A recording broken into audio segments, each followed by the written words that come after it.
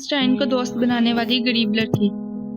उस गरीब नौजवान लड़की जो एक फार्म हाउस में बच्चों की देखभाल करती थी की जिंदगी में बज़ाहिर कुछ गैर मामूली नहीं होने वाला था। वो 20 साल से कुछ बड़ी थी और अभी तक अपनी जिंदगी में काफी सख्तियां झेल चुकी थी। मारिया की माँ उस वक्त मर गई जब मारिया सिर्फ 10 साल की थी। उसका बाप एक साइंस का उस्ताद था जो अपनी नौकरी से उस वक्त हाथ धो बैठा जब पोलैंड की आजादी के लिए एहतजाज में हिस्सा लिया था। इस वक्त पोलैंड पर रूस का कब्जा था। मारिया का बाप अपनी गुर्बत की वजह से अपने बच्चों को तालीम तो ना दिलवा सका, मगर उसने अपने बच्चों को एक चीज दी, साइंस से प्यार। उस घर की 2 लड़कियों को एक तरकीब सूझी। छोटी घरेलू कामकाज से पैसे कमाने लगी और बड़ी अपनी तालीम जारी रखेगी, और फिर 2 साल बाद बड़ी लड़की आमदन के लिए कुछ काम करेगी और छोटी लड़की अपनी तालीम दोबारा शुरू करेगी। इस तरह छोटी लड़की मारिया ने फार्म हाउस में बच्चों की देखभाल का काम शुरू किया। दोनों लड़कियां अपने मंसूबे से खुश और मुतमईन थीं। 2 साल बाद मारिया ने नौकरी छोड़ दी और साइंस की तालीम के लिए पेरिस रवाना हो गई। अपने बाप की दी हुई साइंस की मोहब्बत मारिया के दिल में थी। पेरिस पहुंचकर उसने अपने नाम में थोड़ी सी तब्दीली की। अब वो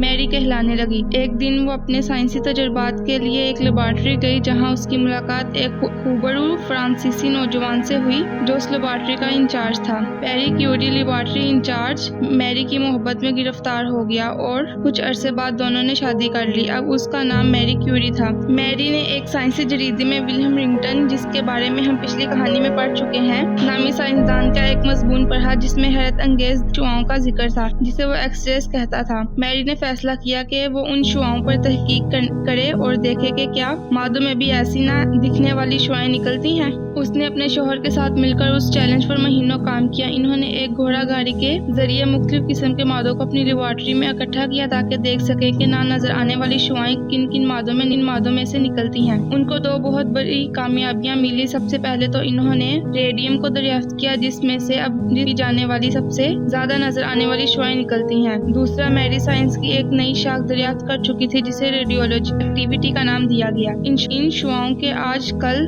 दुनिया में बहुत से अमली इस्तेमाल हैं। कई सालों बाद मैरी और इसकी बेटी ने मोबाइल एक्सरे यूनिट बनाए, जिन्होंने पहली जंग अजीम के दौरान अगले मोर्चों में जाकर बहुत से फौजियों की जान बचाई। बाद में इन्होंने ये भी दरियाफ्त किया कि इन शुआओं के जरिए कैंसर जैसे मौजी मर्ज का इलाज भी मुमकिन है। मैरी को इसकी साइंसी खिदमात के सिले ने 2 नोबेल इनामात से नवाजा गया और आइंस्टाइन की दोस्त बन गई। मगर एक चीज जो वो इस वक्त नहीं जानती थी, वो रेडियो एक्टिविटी के इंसानी सेहत पर खतरनाक असरात हैं। उसकी मौत 1934 में सिर्फ 66 बरस की उम्र में हुई। शायद एक्सरे मशीनों की गुर्बत ने उसके जिस्म पर बुरे असर छोड़ दिए थे, मगर वो आज तक दुनिया की सबसे मशहूर खातून साइंसदान है। एक गरीब लड़की जिसकी पहली मुलाजमत बच्चों की देखभाल थी के लिए बहुत बड़ा एजाज है।